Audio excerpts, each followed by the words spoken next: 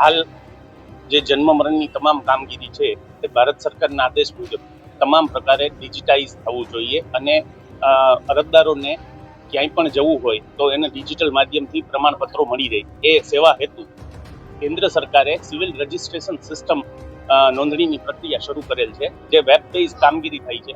અને આ ગુજરાત સરકારે ઇનિશિયેટિવ સ્વીકારી અને તારીખ 1 સપ્ટેમ્બર 2025 આ પોર્ટલનો સ્વીકાર કરેલ છે. આ પોર્ટલ નો રાજકોટ મહાનગરપાલિકાએ પણ સ્વીકાર કરેલો છે અને તેમાં કામગીરી શરૂ કરી દીધી છે. અને 2025 પહેલા જે કામગીરી થતી હતી એ રાજ્ય સરકારના વેબ પોર્ટલ ઈ ઓળખમાં થતું હતું, જેના કરેલા કામગીરીનો ડેટા શિફ્ટિંગની કામગીરી શરૂ છે, જેથી હાલ થોડી ઘણી મુશ્કેલીઓનો સામનો કરવો પડે છે. હા, આની રજૂઆત થયેલી છે અને રાજ્ય સરકારના તમામ અધિકારીઓ આની પાછળ કાર્યરત છે અને સત્વરે આ પરિસ્થિતિનો ઉકેલ આવી જશે.